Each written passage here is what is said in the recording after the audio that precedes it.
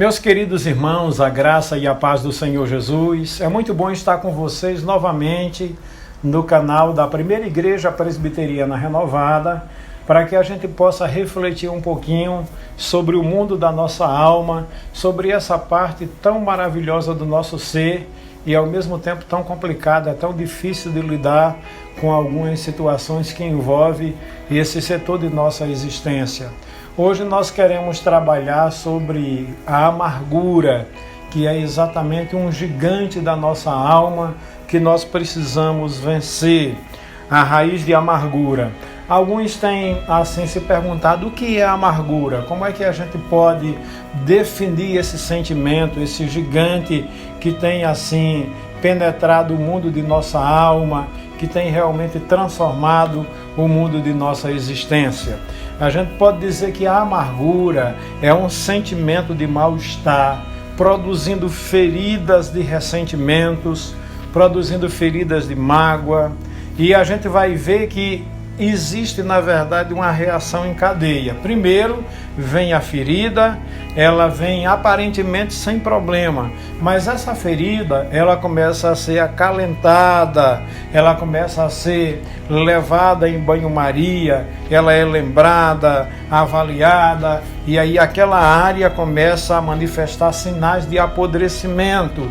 E aí, meus queridos irmãos, esses sinais começam a se manifestar através do silêncio vingativo, através de respostas ríspidas, através de isolamento e também por meio de agressões. E aí a pessoa vai aninhando no seu coração sentimentos negativos, e esses sentimentos fazem com que a pessoa relembre o que e quem te magoou, o que disse, e isso vai crescendo por dentro de tal maneira que a dor e a amargura vai alimentando a ferida, e aí vai crescendo, tornando-se assim um gigante realmente muito forte. E sempre que a mente se detém em lembranças desagradáveis, está abrindo caminho para que a ferida se degenere cada vez mais e a amargura se torne mais intensa.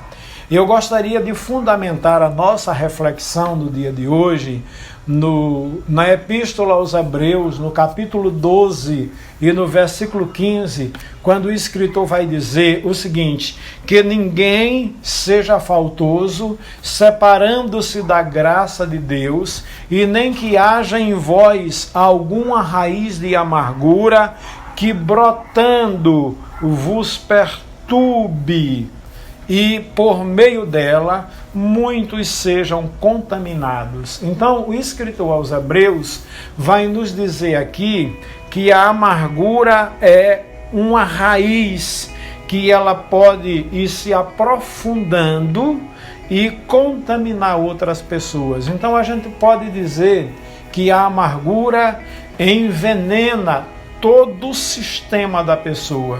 Como é que isso acontece?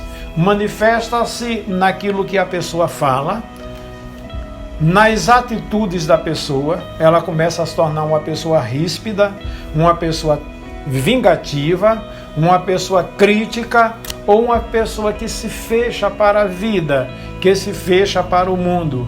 E aí essa amargura também pode se manifestar em enfermidades físicas. A outra coisa que eu gostaria de dizer é que a amargura contamina não só sua vítima, mas ela contamina também os que a cercam. Por isso que o escritor diz que a gente precisa ter cuidado para não se apartar da graça de Deus e nem haver nenhuma raiz de amargura que, desabrochando ou que se intensificando, venha contaminar outras pessoas. Quando alguém se deixa levar por mágoa e pela falta de perdão, automaticamente a comunhão é quebrada, e isso vai provocar vários males na vida da pessoa. Que males são esses? Primeiro, gera uma cegueira espiritual. Então, meus queridos, a gente vai ver que a ferida traz a mágoa vai trazer a amargura provoca quebra de relacionamentos, o que traz cegueira espiritual. E essa cegueira espiritual nos impede de ver os planos de Deus, de enxergar os projetos de Deus para a nossa vida. Segundo lugar, a raiz de amargura vai provocar insensibilidade para com as demais pessoas, ou seja, eu não tenho mais condição de desenvolver empatia, de ser uma pessoa solidária, de ser uma pessoa que se identifica com a dor do seu próximo. Eu vou me tornar totalmente insensível e alheio àqueles que estão sofrendo à minha volta.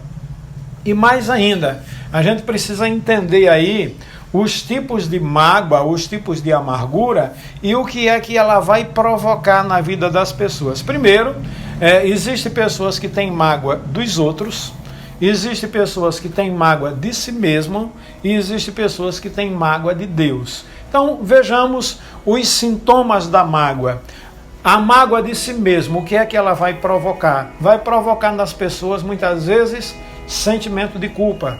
Provoca complexo de inferioridade, vai provocar ainda autocompaixão, autodepreciação, vários complexos, porque a gente define o trauma como sendo uma ferida emocional que é aberta de uma forma violenta no mundo de nossas almas e que o tempo não cura traumas. E complexo a gente vai definir como sendo uma série de traumas, os mais variados possíveis, gerando assim complexo no mundo de nossas emoções.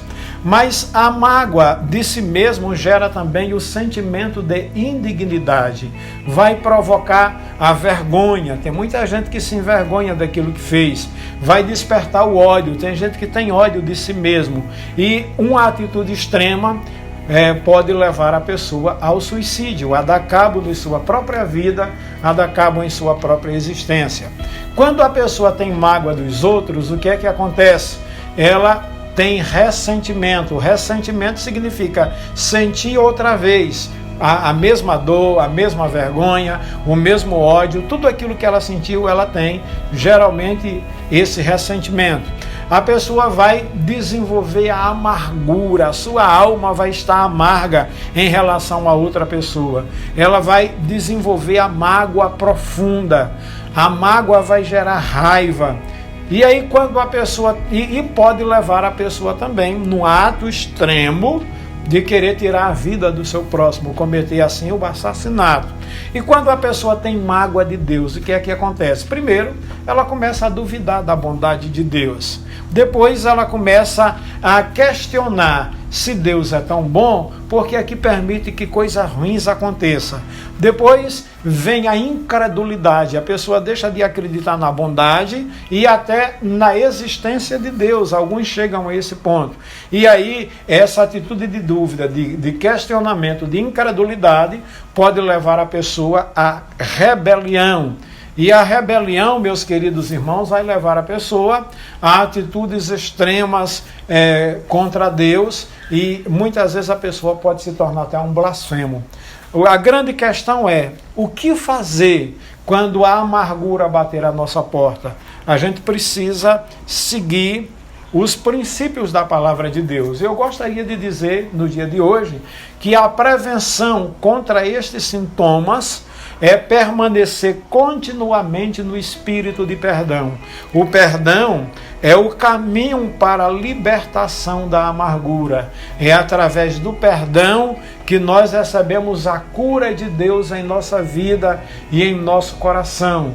Eu terei oportunidade de, em outras mensagens, estar abordando de uma forma mais aprofundada sobre o perdão. Mas a primeira coisa que a gente tem que fazer é perdoar. Perdoar os outros, perdoar a nós mesmos e também reconhecer que Deus não é o culpado das tragédias que aconteceram em minha vida. Quando eu começo a andar no caminho do perdão, a trilhar na vereda do perdão, eu estou trilhando no caminho da restauração e da reconstrução do meu mundo interior. Existem situações para as quais a psicologia, pode oferecer algum tipo de alívio, mas cura total, somente o Espírito Santo de Deus e a palavra de Deus pode produzir em minha vida quando eu estou disposto a abrir mão, a deixar de lado os meus sentimentos negativos, colocar tudo em Cristo, transferir tudo para a cruz de Cristo e liberar perdão sobre os meus ofensores. Quando eu faço isso, essa raiz de amargura é arrancada do meu coração e eu sou transformado de glória em glória até alcançar a imagem do Filho de Deus. Que Deus te abençoe e que você encontre no Espírito e na Palavra de Deus os recursos necessários para viveres uma vida de vitória. Em nome de Jesus. Amém.